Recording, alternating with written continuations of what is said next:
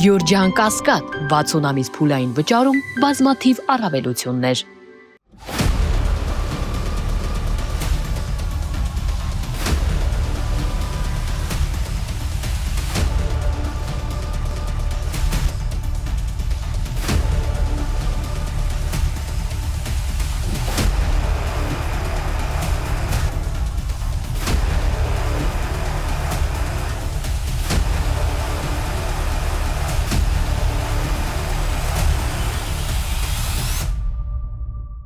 Բարև ձեզ, այսօր իմ ոդքասթի հյուրը Մեսրոպ Արաքելյանն է, ապրելու երկիր կուսակցության համահիմնադիրը։ Ողջույն Մեսրոպ։ Բարև ձեզ։ Ես ձեզ առաջին անգամ եմ կանչել հարցազրույցի իմ հարթակներում, դրա համար մի քիչ այս ձևաչափի մասին պատմեմ։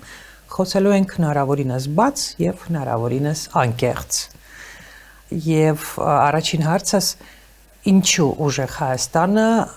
գնաց ձեզ հետ համագործակցության։ Ի տարբերություն մյուս կուսակցությունների։ Ու մենք կարող ենք ասել մեր համագործակցության հիմնավորումները, ընդհանրապես մենք մոտիվացված էինք վերջին ամիսներին նաև քննարկումների մեջ էինք, հնարավորինս լայն կոնսոլիդացիա ունենալ ընդդիմադիր դաշտում, տարբեր ուժերի հետ տարբեր քննարկումներ ենք ունեցել, բայց ցավոք օբյեկտիվ սուբյեկտիվ պատճառներով ընդդիմադիր դաշտում մասնակիցների ճնշող մեծամասնությունը առանձին մասնակցությամբ է ներկայանում ընտրությունների։ Առանձին մասնակցությամբ է ներկայանում, որովհետև իրենց չեն վերցրել ուժեղ Հայաստանում։ Ну, ես չեմ կարող ասել, ամեն դեպքում ես ասել այն, որ մենք ենք փորձել ամեն ինչ անել ու ամբիցիաները դնել։ Դուք փորձել եք ուժեղ Հայաստանից դուրս մյուս ընդդիմադիրներին։ Ընդհանրապես, նաև ընդհանրապես միավորումներ, բոլորի հետ տարբեր քննարկումներ են ունեցել, հիմա ունենք այն, ինչ ունենք։ Մեզ համար կարևոր է այս ընտրություններում իշխանափոխությունը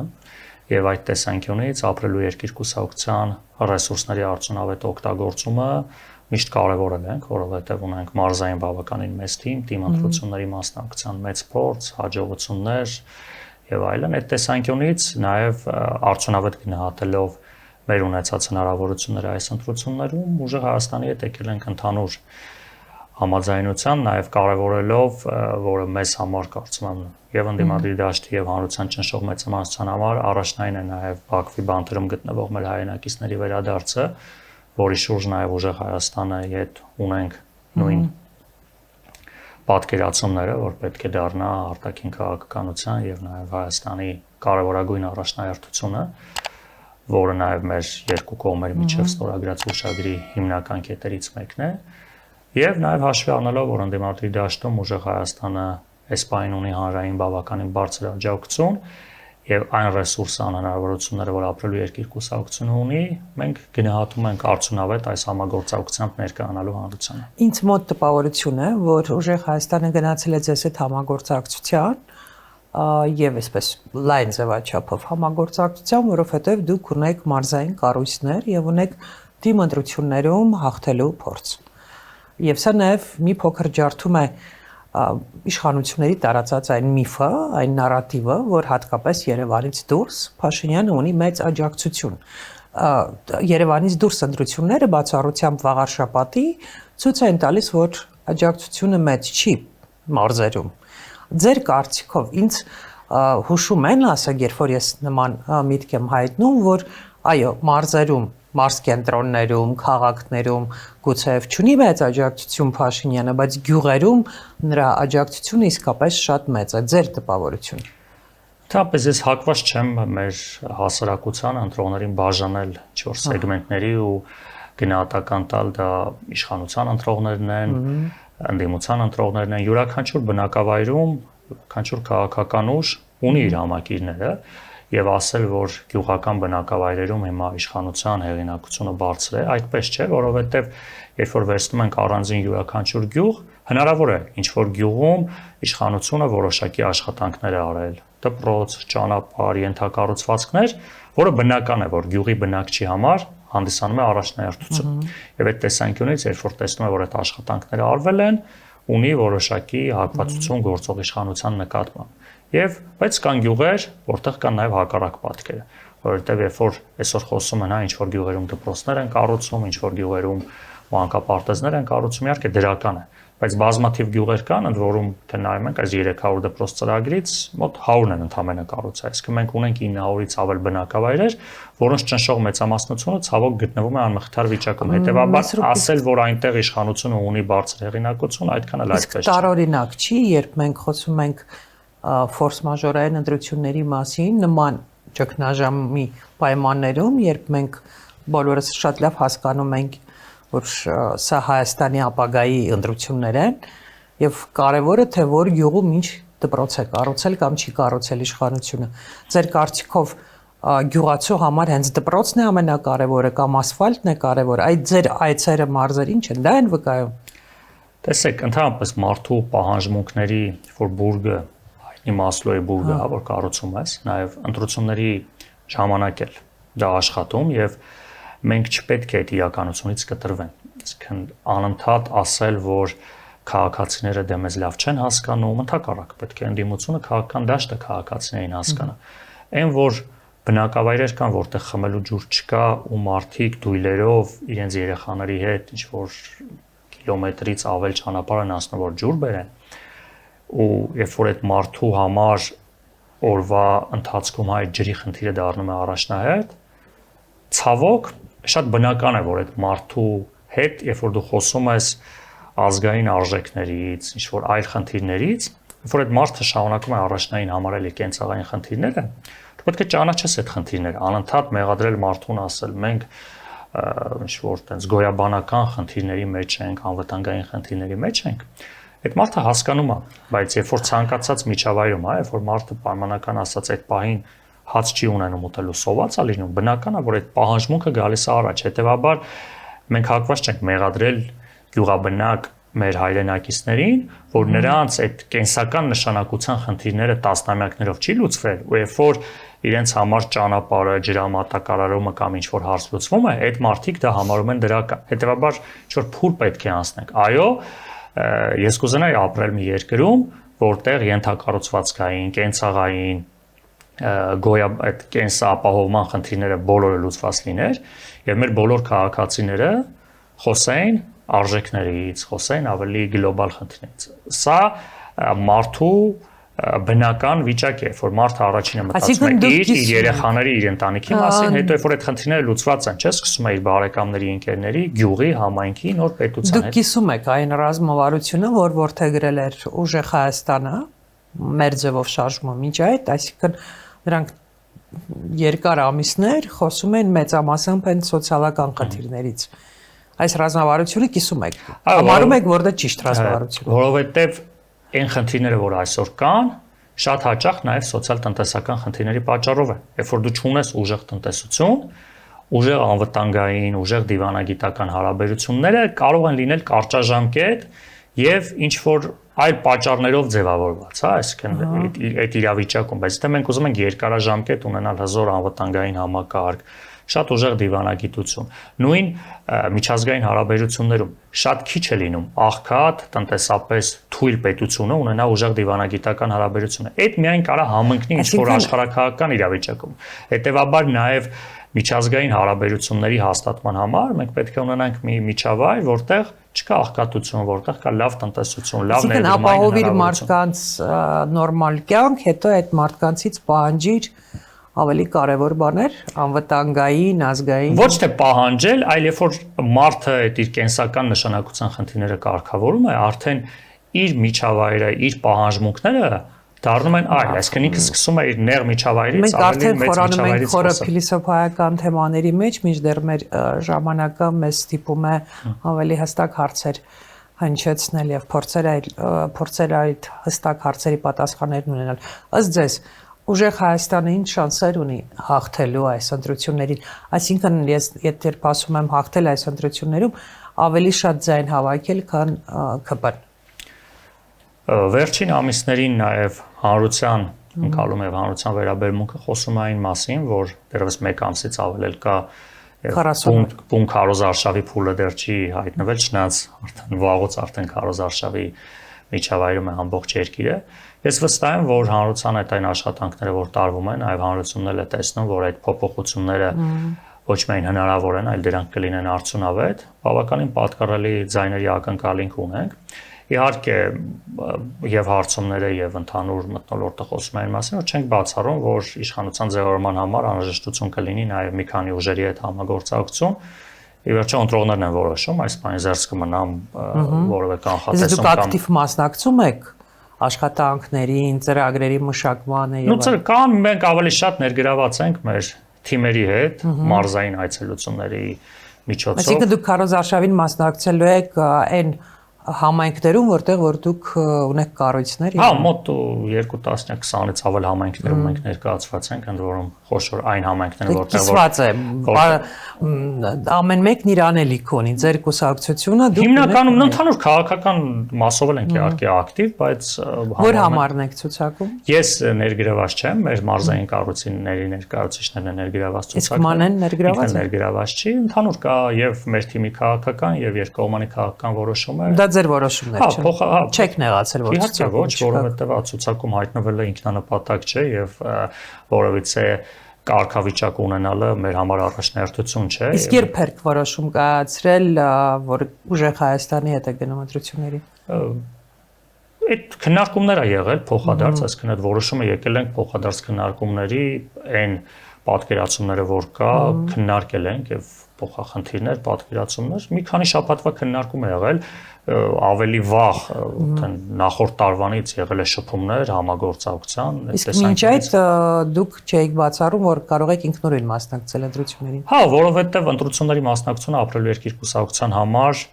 միշտ եղել է քաղաքական գործունեության կարևոր գործիքներից մեկը։ Մենք 21 թվականից սկսած 25 անգամ թիմ ընտրությունների մասնակցել։ Այսինքն, եթե չլիներ այդ համագործակցությունը ուժեղ Հայաստանի հետ, կգնայիք առանձին։ Հա, այդ որոշումը միշտ մեր համար եղել է, բայց նորից նստի, քանի որ մեզ համար այս բանի իշխանապողությունը առաջնահերթություն է, սա սովորական ընտրություն չէ, որ մասնակցես դե հիմա։ Մեծ ռոպեսպիսի մի հարց է այդ դեպքում, տեսեք, 21 թվականին 21 ուժեր, 26 ուժեր մասնակցում, 25 թե 26։ Իմսելով 25։ Okay, 25 ուժեր մասնակցում ընտրություններին, այս տարի մասնակցում է 19 ուժ։ Եթե մոտավորապես 5-ը համարենք իշխանական ու պրոիշխանական, այսինքն այդուամենայնիվ մոտ 14 ընդդիմադիր ուժ որոշել է գնալ ընտրությունների։ Բոլոր կոչերը միանալու, համախմբվելու տարբեր մեծ ուժերի շուրջ արդյունավետ չէին, ինչու։ Ըստ ձեզ, ինչու։ Որովհետև ուժեղ Հայաստանը ինչ որ կուսակցությունների մերժել է։ Չէ, եկեք միայն չասենք, որ համագործակցությունը պետք է լինի բացառապես մեկ ուժի շուրջ կամ մեկ ուժի նախաձեռնությամբ, ընդդիմության հնարավոր համագործակցությունը, որը մենք նաև մեր ներգրավվածությունը, նախաձեռնողականություն ենք ունեցել, կարող է լինել այդ 1-2 խոշոր ուժերից դուրս էլ, այսինքն այլ ուժերն է փոքր չէ, հա, այլ ուժերն է կարային։ Ինչ օրինակ դուք որ ուժերի հետ եք համագործակցել սրա շուրջ եւ չի ստացվել։ Եկեք անուն չտամ, որովհետեւ քանի որ համագործակցությունները չի ստացվել, այս բանի զերծ կմնամ տալու, բայց իսկ ինչու չի ստացվել։ Առնվազն մենք արել ենք առավելագույնը, դնելով բոլոր անձնական եւ ներկուսակցական ամբիցիաները մի կողմ։ Ցավոք, գիտեք խնդիրը որն է, երբ որ քաղաքական ուժերի մոտ կան այլ նպատակներ, մոտիվացիաներ, որոնք ուղղակի պետք է ընդունել գիտություն, կարող են գնահատական տալ չտալ։ Հիմա տեսեք, մեզ համար առաջնահերթությունը իշխանապողությունն է։ Իսկ մենք պատրաստ ենք պատրաստ ենք անել առավելագույնը, գնալ իշխանապողության եւ այդտեղ պետք է դու ինչ-որ մի բան զիջել չասել, հա, այսինքն գազ ընդհանուր հայտարարի այս ֆորմատով մասնակցելու, պետք է գնալ դրան։ Հիմա ես կարող եմ օրինակ բերել, որ ենթադրենք, երբ որ մենք ինչ-որ մի համայնքում թիմ ընտրության ենք մասնակցել, այդտեղ հաշվի առնելով մեր թիմի ռեսուրսը, հաշվի առնելով այդ համայնքի իրավիճակը, մեզ համար նորմալ է եղել այնտեղ պայմանական ասած հավաքել օրինակ 5%, 10% ներկայացված լինել, այսինքն չասել, որ մենք այնտեղ գնում ենք հաղթելու։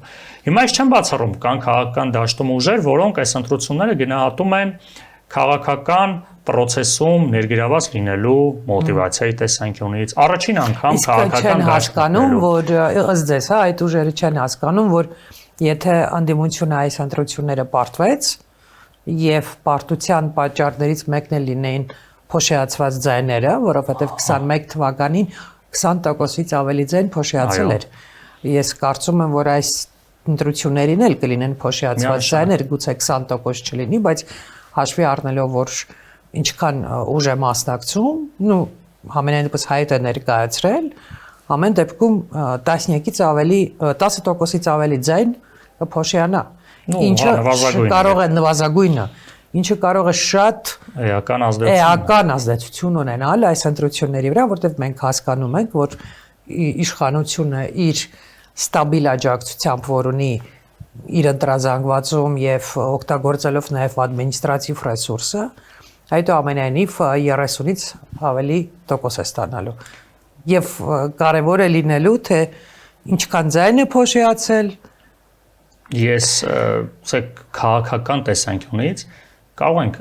հարգանքով մոտենալ յուրաքանչյուր կուսակցության քաղաքական գործունեությանը, չէ՞, յուրաքանչյուր իրավունքն է ընտրությունների մասնակցել, առավել եւս կուսակցության գործունեության այս գլխավոր ճանապարհը դա չէ, ընտրություններով մտնել իշխանության մաս կազմել։ Բայց այո, այս ընտրությունները այդպեսին չեն, ցանկալի կլիներ ունենալ այնպիսի իրավիճակ։ Ձեզ համար հիմա հեշտ է խոսել, որովհետեւ դուք արդեն մեծ ուժի հետ գնացել եք համագործակցության։ Մենք արել ենք առավելագույնը, տեսեք, մենք արդեն կես տարուց ավել է բազմաթիվ քաղաքական ուժերի հետ արել ենք այս նախաձեռնությունը, համագործակցել, փորձել ամբիցիաները դնել, եթե կան ուժեր, որոնք իրար հետ ինչ-որ այլ պատճառներով։ Իսկ գուցե դա նրա պատճառով է, որ անդիմությունում բոլորը չէ, որ հասկանում են այս ընտրությունների կարևորությունը։ Ցավոք չեմ բացառում։ Այո, ցավոք չեմ բացառում, որ եւ նաեւ երբ որ նայում ես շատ քաղաքական ուժերի կամ այս ընտրություններին մասնակցող ուժերի նաև վարքագիծը, դա մեզ համար ցուցիչ է, որովհետև նույն Արցախի կորուստը, նույն տարբեր իրավիճակներում, երբ որ մարդիկ դեռ քաղաքականությամբ չէին զբաղվում եւ որևիցե ձևաչափով կանգնած չէին Արցախի կողքին, դա առնվազն մեզ համար ցուցիչ է։ Մենք փորձել ենք նաև դա դնել մի կողմ, որ մարդիկ նոր վերջի մի 2 ամսում որոշել են, վայ, մենք էլ գանք քաղաքականությամբ զբաղվենք։ Բայց այո, ցավոք, այս ընթացքում, երբ որ մարդկանց անձնական եւ ներթիմային ամբիցիաները միշտ առաջնահերթ են լինում, դա բերում է սրան։ Հիմա սրա գնահատականը պետք է տա ընտրողը։ Հիմա մենք չենք կարող ասել ինչի այսպես։ Կան մարդիկ կան, հիմա քաղաքականությամբ են զբաղվում, ընտրությունների են մասնակցում, որովհետեւ ենթադրենք ուզում են գան ձեզ մոտ հարցազրույցի կամ անվճար եթերից օգտվեն կամ ինչ-որ։ Ես հիմա նաեւ որ եթե ամեն օր կան չէ ինչ-որ մի ուժի հարցազրույցի եւ նա չի մասնակցի, ես այդ մարդուն ամեն օր կկանչի հարցազրույցի, բայց Կամ մարդկա իր համար շատ կարևոր է, որ Երևանի կենտրոնում իր նկարները փակցված լինեն։ Չեմ կարող ասել, ցավոք, մեր քաղաքական դաշտը այդպեսին է։ Ես ուզում եմ հասկանալ, այդ մարդը չի հասկանում, ասենք, կա քաղաքական գործիչ, ունի կուսակցություն, հնարավոր է գնա ընտրություններին եւ հավաքի օրինակ 1.5% ձայն։ Եվ ընտրություններից հետո, եթե դրանք Աստված չտան, դրանց արդյունքում էլի վերընտրվի Փաշինյանն ու ՔՊ-ն, ու հետո լինի այն, ինչ մենք բոլորս հասկանում ենք, որ լինելու է, այդ մարդուն, չգիտեմ, այդ մարդը ամոթի զգացում չի ունենալու, ինքը չի հասկանում, որ հասարակության կողմից նաև ընդդիմադիր այդ գործիչներն են լինելու մեղավորը այն ամենի մեջ։ Ցավոք, մեր պատմության ընթացքում նման դեպքեր շատ ենք ունեցել, որ նաև ընդդիմության վարքագիծն է բերել իշխանության վերարտադրման կամ պահպանման։ Օրինակ։ Թե բա նույն թեկուզ նույն 21 թվականի փոշի ասած ձայները ասել նախորդ իշխանությունների ժամանակ, հետեւաբար որ նաև ընդդիմադիր կեցվածք են ունեցել, բայց 21 թվականին ընդդիմադիր ուժերի կեցվածքը կարելի է հասկանալ շոկային իրավիճակով, նոր է պատերազմը ավարտվել, դրանք արտահերտ ընտրություններ էին, ժամանակ չկար հասկանալու, Փաշինյանի իշխանությունն էլ ընդամենը 2.5 տարվա պատմություն ուներ, այսինքն պատերազմ էր, օքեյ, հասկանալի էր, որ հասարակությունը պատերազմից հետո հաճախ նաև առաջին անգամ ընտրություններին մասնակցող ուժերի մոտ մի sense խնդիր կա, այդ մարդկանց թվում է, որ ասենք Facebook-յան լայքերը, YouTube-յան դիտումները դրանք ձայն են։ Այսինքն երբ որ տենց կարող է 10-20 երբեմն 100,000-ավոր դիտումներ են ունենում, այդ մարդկանց թվում է վերջ իրենք ընտրված են, բայց ճանաչելիությունը, Facebook-յան լայքերը կամ դրական ողջագրումները դրանք ձայն չեն։ Հետևաբար շատ հաճախ նաև մարդիկ այս պահին չեն ընկալում, որ իրենք ձեր նշած այդ 1%-ը կամ դրանից քիչ ձայն ունեն, միջև իրենց օրինակ ես ճանաչում եմ տարբեր մարդկանց հարցազրույցների եւ այն կուսակցությունները, ովքեր արդեն ակնհայտ է, որ 1.5%-ից ավելի ձայն չեն ստանալու կամ այն քաղաքական գործիչները, որ արդեն հայտարարել են ընտրություններին չմասնակցելու մեջ, այդ մարդիկ ավելի շատ դիտում են ունենում, քան Ասենք ուժեղ Հայաստանի ներկայացուցիչը դա որևէ նշանակություն Իհարկե չունի։ չունի, որովհետև մենք էլ հիմա ես էլ ասենք ֆուտբոլ եմ նայում, բայց այդ ֆուտբոլիստներին ոչ եմ ընտրում։ Հիմա այսինքն դիտումները, որոնք շատ հաճախ ինտրիգային են, չէ, շատ հաճախ ինչ որ այդ մարդու Մեծ դուք քաղաքական գործիչ եք, ամենայն դեպս դուք փորձ ունեք քաղաքական գործնեության ի տարբերություն ձեր ուժեղ Հայաստանի մյուս գոլեգա ասեմ, հա։ Դրա համար հուսով եմ դուք ավելի հստակ իմ հարցին կպատասխանեք։ Արդեն ակնհայտ է, որ իշխանությունները գնում են ուժեղ Հայաստանը ինչ որ ձևով ընտրություններից հանելու ճանապարհով, որտեղ այդ ձերբակալությունները, այդ թվում երեկվա ձերբակալությունը, հայտարարությունները, որ հնչում են ուժեղ Հայաստանի եւ Սամվել Կարապետյանի հասցեին, վկայում են նման մտադրության մասին։ Գուցե նրանք չեն շտապում, իշխանությունը չի շտապում, սպասում է այդ եվրոպական հավաքին, որի մասին մենք դեռ կխոսենք, բայց եվրոպական հավաքից հետո ակնհայտ է, որ շանսերը մեծ են, հա, հավանականությունը մեծ է, որ կգնա հենց այս ճանապարհով եւ ուժեղ Հայաստանին թույլ չի տա մասնակցել ընտրություններին։ Ինչ է անելու ուժեղ Հայաստանը։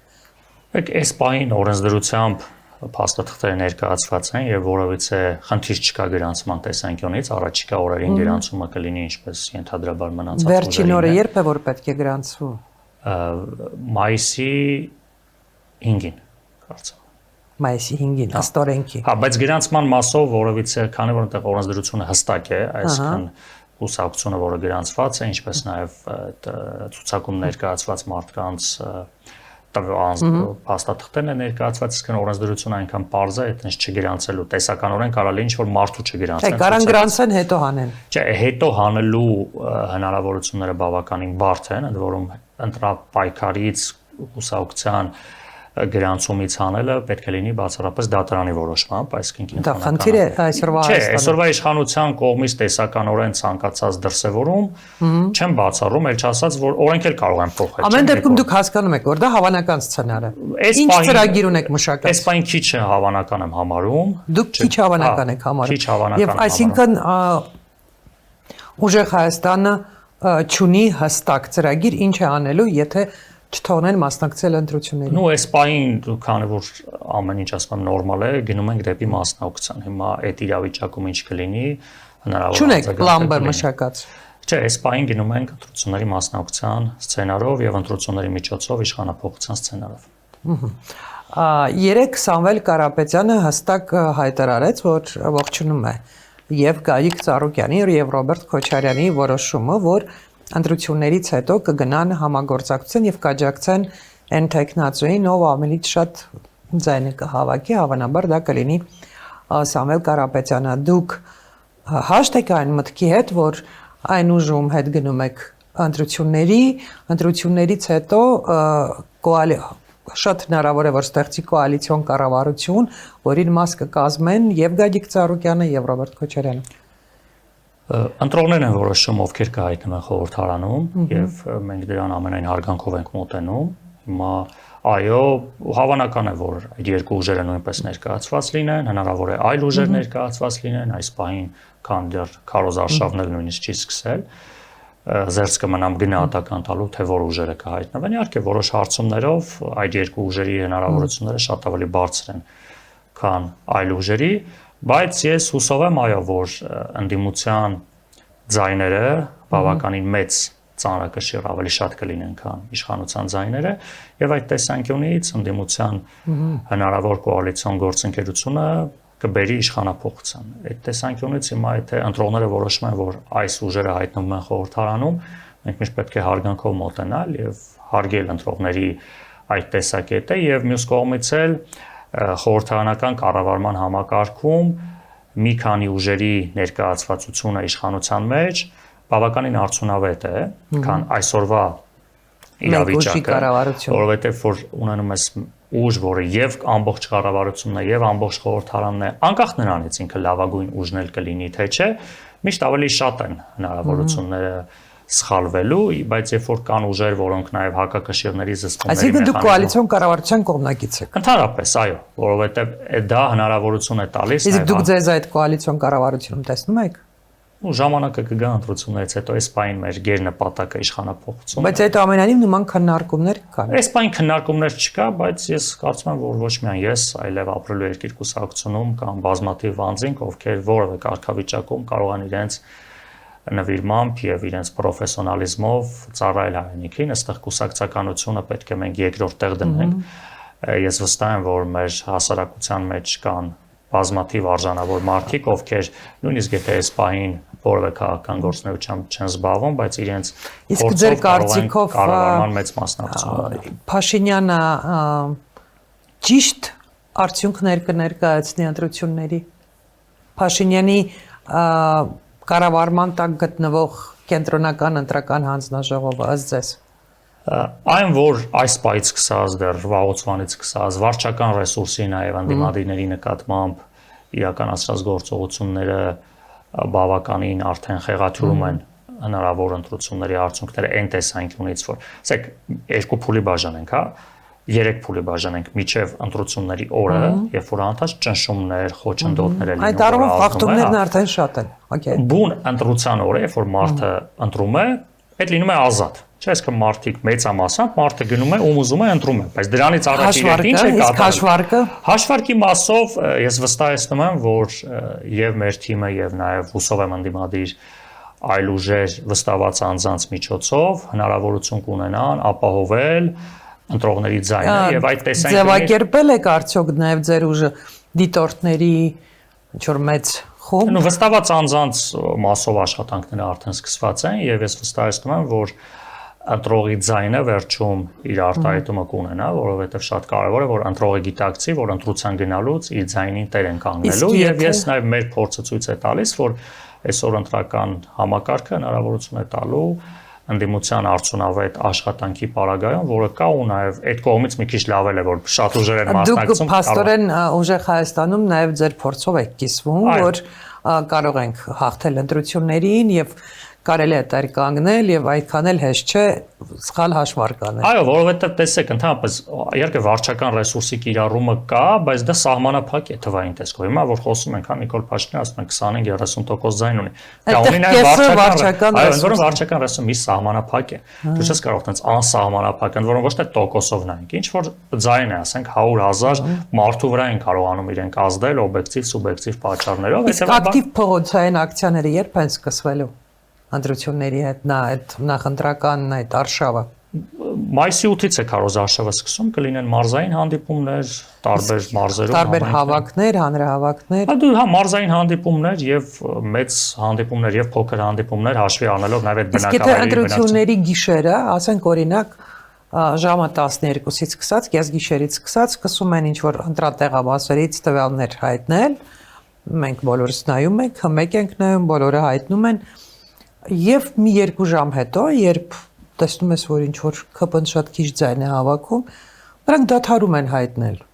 Ու դուք հասկանում եք, որ իշխանությունը գնում է կեղծելու ճանապարհով, ինչ է կանելու։ Չէ, այդտեղ ի դադարել հայտնելու մեխանիզմը չի աշխատում, որովհետև յուրաքանչյուր տեղ կան վստահված անձինք եւ վստահված անձանց Հա, տարբեր տեղերից հայտնում են, բայց կենտրոնական ընտրական հանձնաժողովը ինչ պատճառ։ Վստահված անձանց յուրաքանչյուր տեղամասի հաշվարկը, ընդ որում նաեւ հիմա տեսախցիկներ կան on-line, այսինքն յուրաքանչյուր տեղ այդ վստահված անձինք իրենց արձանագրությունները վերցնում են եւ այդ սցենարը բացառում ենք, որովհետեւ յուրաքանչյուր տեղամասի արդյունքները միանշանակ հնարավորություն են տալու ընտրությունների արդյունքները ենթադրենք, ասենք դա ձեր ասելով հնարավոր չէ։ Okay։ Ընտրություններից մի քանի օր առաջ ինչ որ մի միջադեպ է տեղի ունենում եւ իշխանություններն ասում են, չէ, մենք այս պայմաններում չենք կարող ընտրություններ անցկացնել։ Ինչ է կանել։ Դա օրենսդրությամբ միայն ռազմական դրությամբ պատերազմի սցենարն է։ Հույս ունենք, որ որովհետև այդտեղ փաստացի պատերազմական իրավիճակում լինել, հիմա գնահատել թե Ինչ է խոսում, ինչ է ասում օրենսդրությունը, եթե սահմանային ինչ որ միջադեպ է։ Դա կարող է լինել։ Չէ, պետք է երկրում ռազմական դրություն հայտարարվի, այսինքն պետք է լինի միայն սահմանային միջադեպի հետևանքով կարող է նա հայտարարել ռազմական դրություն երկրում։ Կարող է։ Օրենքը ռազմական դրություն հայտարարում, եթե պատերազմական իրավիճակում ենք, հիմա եթե կլինի պատերազմ ու պատերազմի արդյունքում կլինի ռազմական դրություն, դա ենթադրում է ընտրությունների հետաձգում միջև ռազմական դրության ավարտ։ Որովհետև ես հետևում եմ նաև ադրբեջանական մամուլին եւ այնտեղ աջակցությունը Փաշինյանի երևի թե ադրբեջանցիներն ավելի շատ են աջակցում ու բոլոր հարթակները եւ պետական մեդիաները եւ իշխանությունների հենց բանի տակ գտնվող մեդիաները եւ անկախ so-called մեդիաները եւ նույնիսկ ընդդիմադիր մեդիաները մեզանից երևի շատ են խոսում Հայաստանում կայանալիք ընտրությունների մասին, ել չեմ խոսում Բաքվում փակցրած պաստառների էկրանների մասին, որտեղ Փաշինյանի լուսանկարներն են եւ իրենք հետևում են այս ընտրություններին, այսինքն եթե գապա երբ հարցումները նաև իշխանությունների պատվիրած հարցումները ցույց տան որ իրենք ամեն դեպքում պարտվում են նրանք հնարավոր է գնան նաև այս ճանապարհով Ես հակված եմ այն սցենարի որ ընտրությունների միջոցով տեղի կունենա իշխանափոխություն եւ գործող իշխանությունը կպարտվի եւ չեմ կարծում որ առավել եւս ռազմական գործողությունների գնա որովհետեւ դրա գինը շատ ավելի ծանր է լինելու նաև այս իշխանության համար Այսինքն թե Աստված չանի ռազմական գործողություններ լինեն եւ մի հատ ռազմական դրություն լինի, ակնհայտ է դա որ խոսում է իրենց պարտության մասին եւ դա կլինի անկառավարելի եւ տեսականորեն դրանից հետո եթե ինչ որ մի քանի օրով հետաձգվի ընտրությունները, դրանից հետո պարտությունը ընդհանրապես անխուսափելի է լինելու եթե գնանք կարծիքով ինչ է անելու Ադրբեջանը, երբ Հայաստանում լինեն ընտրություններ եւ ընտրություններից հետո հայտարարվի որ Փաշինյանի կուսակցությունը պարտվել է Սա Նիկոլ Փաշինյանի խոսույթն է, որ այ եթե ընդդիմությունը հաղթի, խաղաղություն չի լինելու, Ադրբեջանը պատերազմ կսկսի, ըստ ձեզ ինչ է լինելու։ Ես նման հեռանկար չեմ տեսնում, որտեղ եկեք հասկանանք լավ, նույն հիմա Նիկոլ Փաշինյանը ասում է պատերազմ կսկսի։ Պատերազմ սկսելու համար պետք է լինեն պատճառներ, այսինքն այդ ինչ պետք է տեղի ունենա։ Օրինակ թրիփը պատճառ է պատերազմի, որովհետև այլևս համենայն դեպս այս պահին մենք հասկանում ենք հակառակ պետ դեպի հայտարարությանը, որ թրիփը իրանական պատերազմի պատճառով կախված է մնացել, այսինքն ասել հստակ որ Միացյալ Նահանգները կշարունակեն այդ նախագծի իրագործումը թե ոչ բարդ է ու նաև հստակ է նաև որ Իրանի դիրքորոշման մեջ լուրջ փոփոխություններ կլինի, ավելի կոշտ դիրքորոշում կունենա թրիփի վերաբերյալ եւ ըստ այդմ Ադրբեջանը կասի որ ամեն դեպքում թրիփ կա թե չկա, ճանապարհը դուք մեզ խոստացել եք տվեք։ Ընդհանրապես ես կարծում եմ որ որևիցե իշխանություն, այդ թվում նաև ուժեղ Հայաստանը դրա մասին բազմիցս խոսել է, որ Հայաստանի միջազգային պարտավորությունները պետք է շարունակեն մնալ, անկախ նրանից դա որ ղեկավարի օրոք է ստորագրվել։ Ինչ վերաբերում է թրիփին, այո, ցավոք, այսօր տարածաշրջանում ստեղծված իրավիճակը բավականին խոցելի է եւ նաեւ դրա համար է պետք ունենալ ավելի որակյալ իշխանություն, որը նաեւ ստապ կգնահատի իրավիճակը միջազգային բոլոր գործընկերների հետ առավելևս տարածաշրջանային աշխատանքի արդյունքում մենք կապահովենք երաշխավորված խաղաղություն եւ ոչ թե Նիկոլ Փաշինյանի նման ամեն անգամ ինչ որ մի ուժային կենտրոնի վրա հույս է դնում, վերջում այդ հույսը բերում է նոր ռազմական գործողությունների։ Անխուսափելի բանակցությունների մասին Ադրբեջանի հետ, այդ թվում իշխանափոխությունից հետո մենք գալիս ենք Բաքվի գերիների հարցը եւ դուք ասացիք, որ հուշագիր եք ստորագրել, որտեղ կա նաեւ այդ կետը եւ այսօր արդեն մամուլում կա տեղեկություն, որ ընտրություններից առաջ կա պայմանավորվածություն, ոչ public պայմանավորվածություն Բաքվի եւ Երևանի միջեւ, որ այդ 19 գերիներից 11 գերիներից 19 գերիներից 11-ը Բաքուն կհամաձայնի վերադարձնել Հայաստան։ Եվ այդ գերիների մեջ բնականաբար չեն լինի Արցախի նախկին ղեկավարները, այդ թվում Ռուբեն Վարդանյանը։ Ունեք դուք նման տեղեկություն։ Չէ, նման տեղեկություն չունեմ, բայց սա այն հարցն է, որ ցանկացած գնով, ցանկացած իրավիճակում, նույնիսկ նախընտրական իրավիճակում մեր յուրաքանչյուր հայրենակցի վերադարձը օր առ սպասված է եւ այս պարագայում միանշանակ կողմ եմ, նույնիսկ եթե դա իշխանությունները պետք է օգտագործեն իրենց քարոզչության մեջ, ես համաձայն եմ օր առաջ վերադառնալ, որոնց ցանկացածը վերադառնա, որովհետեւ այս պահին Բաքվի բանտերում գտնվում են մի քանի քաղաքացիներ, եթե չեմ սխալվում, նրանցից 3-ը դեռևս 20 թվականից են երևարված, հետեւաբար այդ տեսանկյունից այո, անկախ նրանից, անկախ նրանց կարգավիճակից, ռազմաքաղաքական ղեկավարությունը թե ուղղակի զինվորական են, թե սովորական քաղաքացի են եղել, բոլորը պետք է վերադառնան եւ այդ տեսանկյունից եթե իշխանությունը թեկուզ քաղաքական նպատակահարմարությունից ելնելում կարողանում է այդ մարդկանց վերադարձնել, միանշանակ պետք է այդ մարդիկ վերադառնան եւ իսկ ինչ վերաբերվում է մնացածին, այո, յուրաքանչյուր միջև վերջին հայի վերադարձը նոր իշխանության համար այս հարցը պետք է դառնա առաջնահերթ եւ դառնա մեր արտաքին քաղաքականության կարևորագույն օրակարգը եւ իրական խաղաղության համար չի կարող Բաքվի բանտում հայլ մնա եւ եթե Ադրբեջանը իրոք ցանկանում է խաղաղություն եւ միջազգային հանրությունն էլ աջակցում է Հայաստանի եւ Ադրբեջանի միջև խաղաղությանը բոլորը պետք է ջանքեր գործադրեն որովհետեւ այս պահին Հայաստանի եւ Ադրբեջանի միջև միակողմանի է այս խնդիրը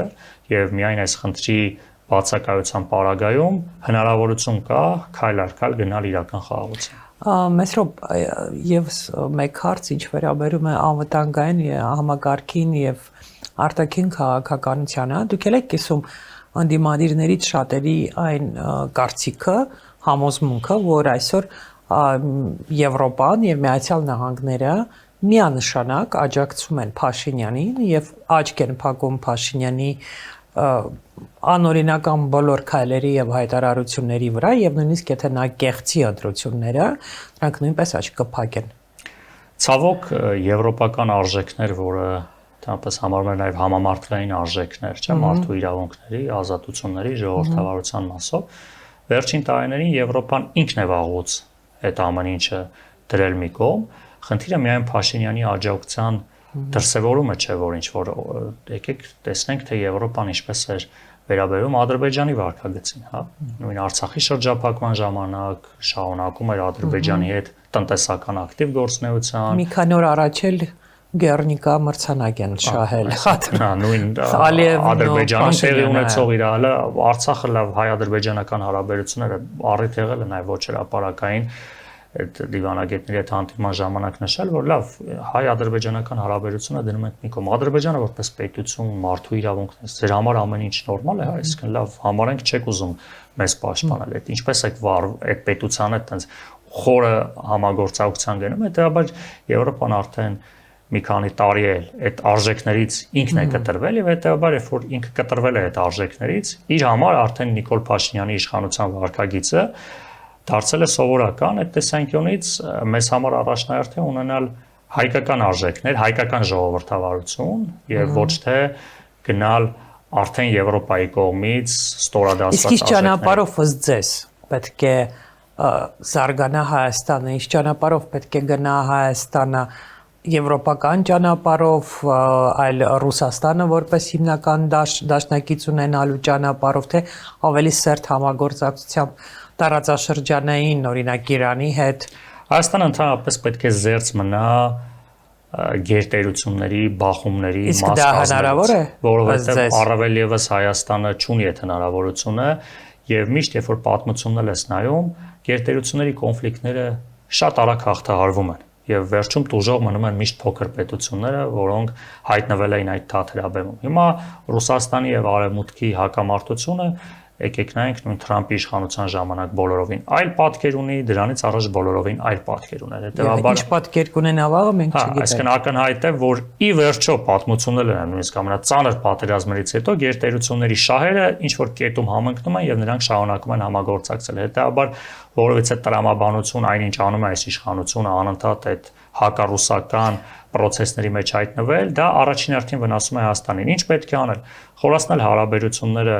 բոլոր գործընկերների հետ, նպատակում ունենալով միայն հայկական շահը, Հայաստանի շահը։ Եվ կարծում եք, որ դա հնարավոր է։ Այո, իհարկե հնարավոր է, բարդ աշխատանք է, առավել եւս շատ կարեւոր է տարածաշրջանում գտնվող երկրների հետ հարաբերությունները խորացնել, որովհետեւ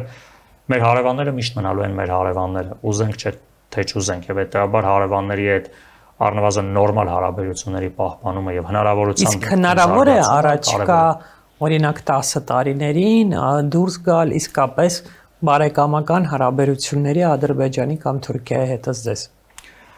Չեմ կարծում, որովհետև կոնֆլիկտի խորությունը եւ այն հետևանքները, որ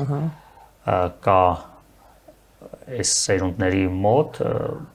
տասնամյակներ է պետք, որովհետև դեռևս 100 տարի անցել հայ-թուրքական հարաբերությունների կարգավորման մեջ դեռ կան խորքային խնդիրներ, իսկ Արցախի կորուստը, բռնի տեղահանումը, պատերազմի զոհերը խոսում են այն մասին, որ կարճաժամկետ հատվածում ես տեսնում եմ առնվազն, որ մենք կարող է ունենանք Ադրբեջանի հետ գոնե ոչ ռազմական կոնֆլիկտի միջավայր, այսինքն որ ակնհայտ կլինի, որ գոնե ռազմական բախումը բացակայում է։ Ընդհանրապես հարևանների հետ պետք է անել հարևանություն, պարտադիր չի անել բարեկամություն։ Մենք կարող ենք ուղղակի ֆիքսենք, որ հարևան ենք,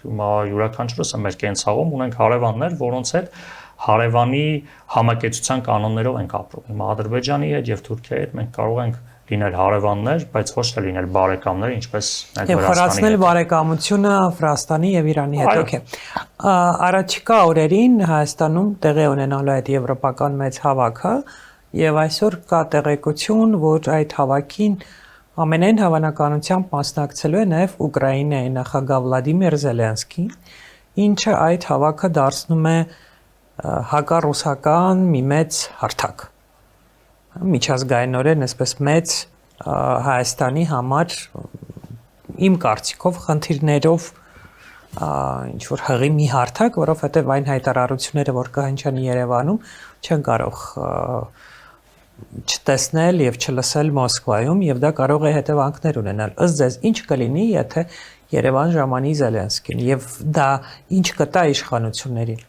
Դե հետ գնանք այս եվրոպական համայնքների գագաթնաժողովը նախաձեռնվեց հենց ռուս-ուկրաինական հակամարտությունից հետո 22 թվականից սկսեց արդեն հեսա 8-րդն է եւ այո այդ գագաթնաժողովների հիմնական թեզը եղել է հակառուսականությունը եւ շատ հաճախ եւ ուկրաինական հարցը։ Հա եւ Ուկրաինայի հարցը գերիշխող է եղել հատկապես որ 90 միլիարդ եվրո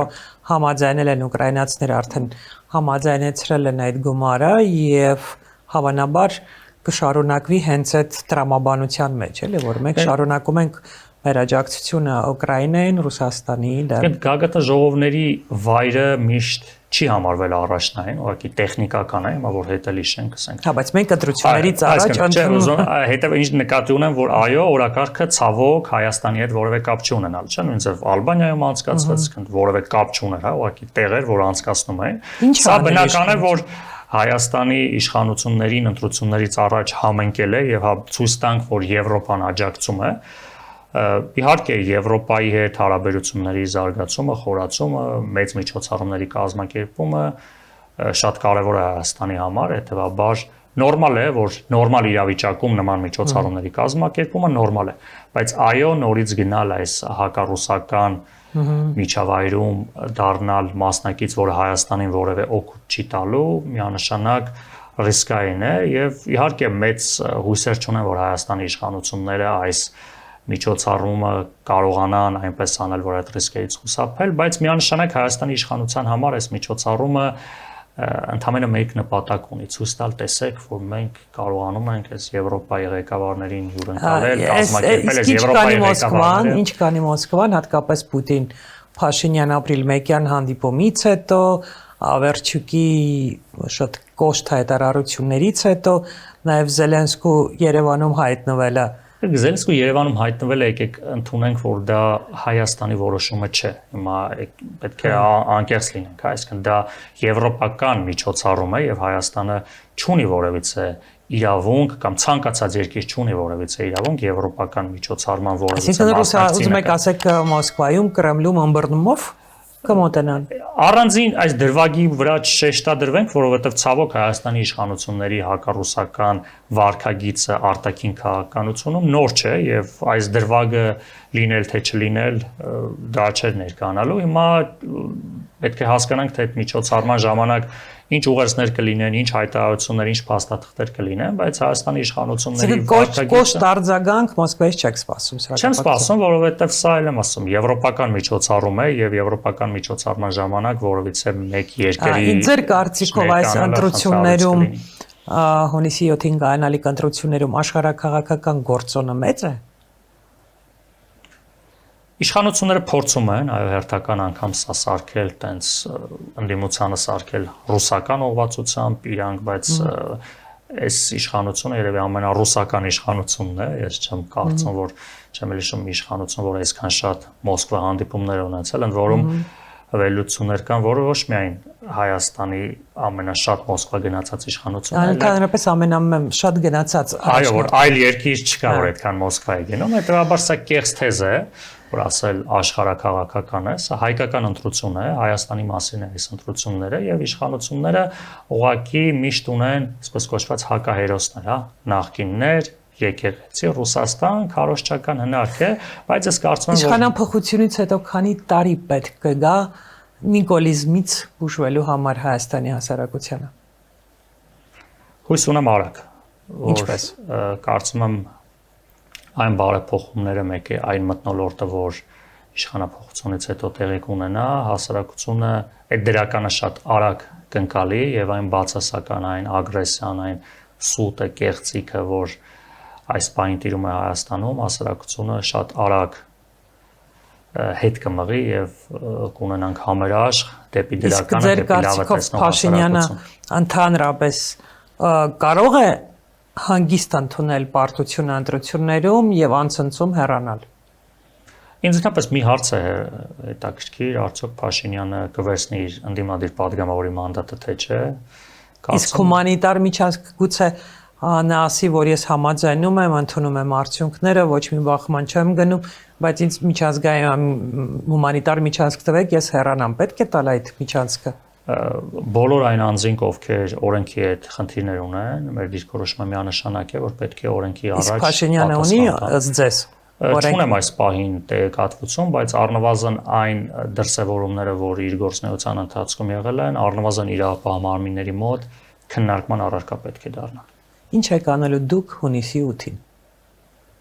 Տոնելու ենք մաղթանակը։ Համոզված եք։ Ու այս պահին բոլոր նախադրյալները կան դրա համար։ Ինչպես եք տոնելու։ Հանգստությամբ, որ ի վերջո այն աղետը, այն մղձավանջը, որ այս տարիների ընթացքում առավել եւս Արցախում տեղի ունեցած իրադարձություններից հետո հնարավորություն է տալու քայլ առ քայլ գնալ դեպի ուժեղ եւ ապրելու Հայաստան։ Իսկ մենք մի օր Ռուբեն Վարդանյանի հետ Երևանում սուրճ կխմենք։ Միանշանակ։ Շնորհակալություն հետաքրքիր հարցազրույցի Ես համար։ շնորհակալ եմ։